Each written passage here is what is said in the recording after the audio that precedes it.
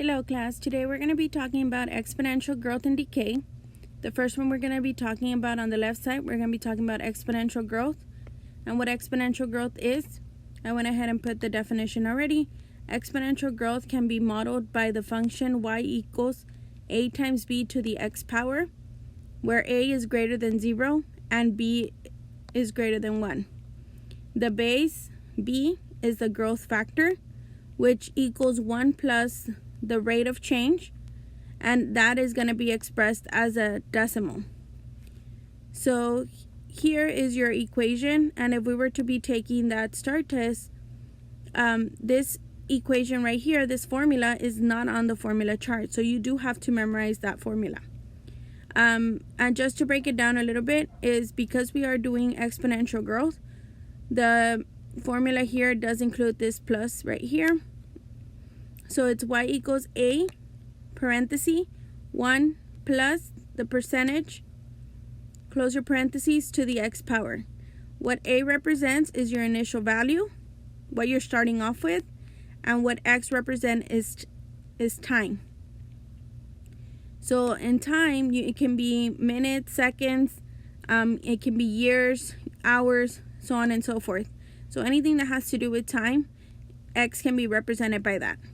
Now if you take a look at this graph right here, we have your exponential function, and notice that from left to right it is going up, so it is increasing.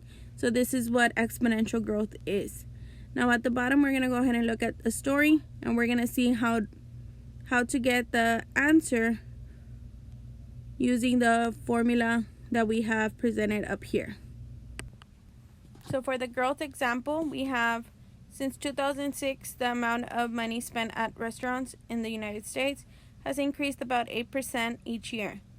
In 2006, about $325 billion was spent at restaurants. So we can see that the keyword right here is increase, and by that we can know that it's going to be exponential growth. Again, by the keyword increase. And then where on letter A it says write an exponential function to model the situation above. So all you're going to do is write the exponential function. You're not going to solve or anything like that. So if you go to going back to your equation, which is right here, it says we're going to start off with y equals, and then it says, again, just rewriting it. Then we fill in our variables. So for a, it meant the initial value, and the initial value right here, it said at 2006 they started off with 325 billion, so that's our initial value.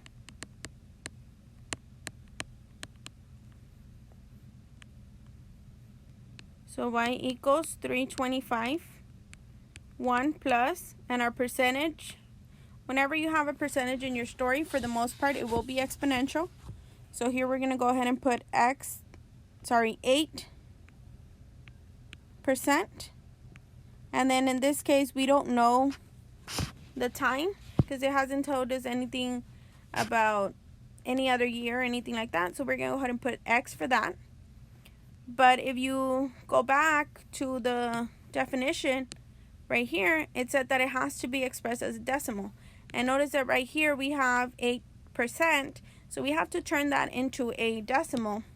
So by turning that into a decimal, if you recall your middle school years or even elementary, we're going to go ahead and turn in that 8% into a decimal.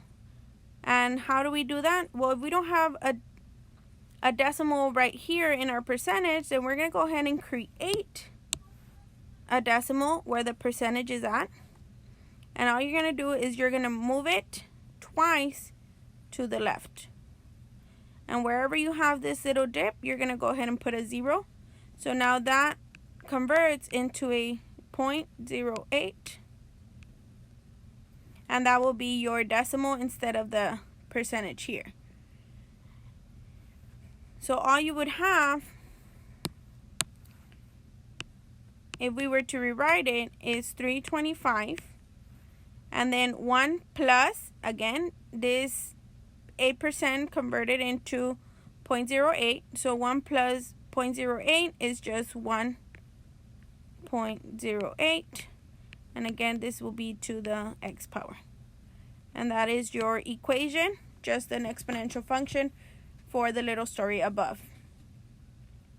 On letter B, it does want you to solve. It says if the trend was to continue, how much will be spent at the restaurants in 2018? So we are starting at 2006, and if we want to know in 2018, we do have to subtract the year for 2018 and subtract it from the year we started off with. So if we subtract, it's going to be 12 years from now, or from that year. And all you're going to do is go back to this equation that you just came up with, and you're just going to replace for x. So we're going to rewrite that equation. So y equals 325. And this x right here is going to be replaced for 12. And if we plug them into the calculator exactly as it looks, and you will be having a software that I will be putting up online on Google Classroom. All you do is plug it in exactly as it looks right here, and your total should be $818.405 billion.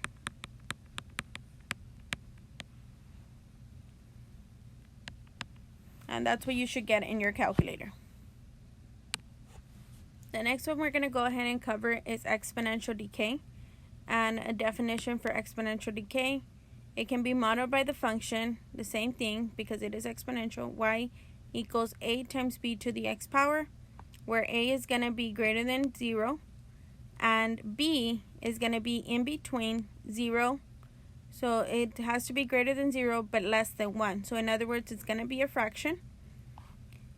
The base is b, and is the decay factor, which is equal to 1 minus the percentage of the rate of change.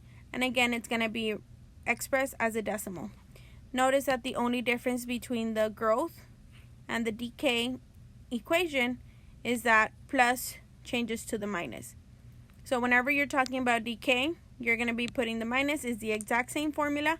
The only thing difference is that plus changes to a minus. The a is still represented by the initial value, whatever you're starting off with. And x is still represented by time. Again, anything that has to do with time will be your represented by your x. If you look at your little graph to the right, if you're going from left to right, it is going to be decreasing, so it is going down. Now, if you take a look at your little example that you have at the bottom right, it reads, the Hernandez family buys a car for $26,000 in 2014. The value of the car decreases about 20% each year.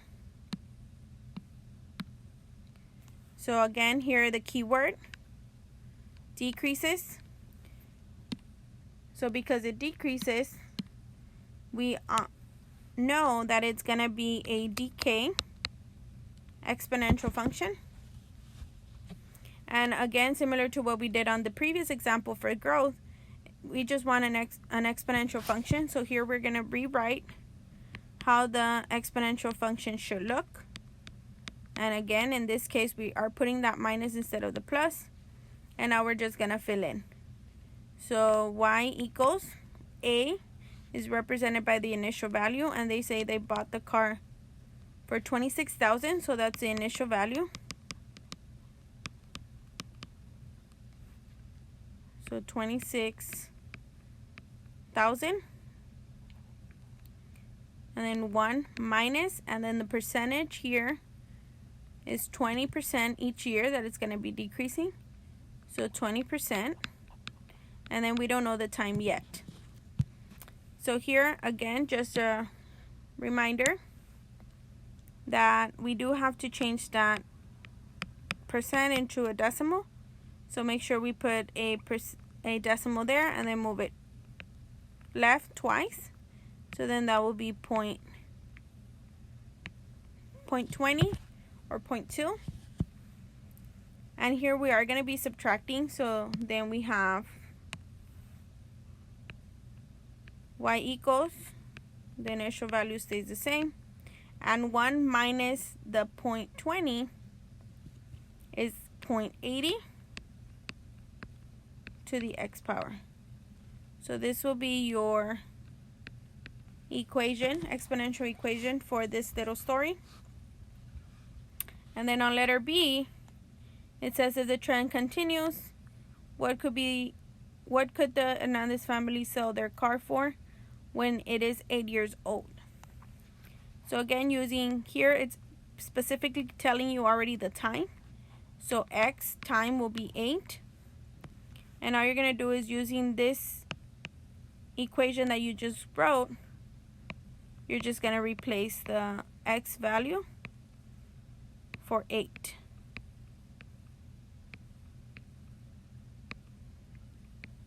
So there at the top, you're going to go ahead and put 8. And just exactly as it looks, you can plug it into your calculator. Or do the exponent first and then multiply by 26,000. And then that should bring you to 4,362 once you plug it in with 8 cents. So this is about what the car should be worth in 8 years. When it's 8 years old, it should be worth about 4,362 with 8 cents.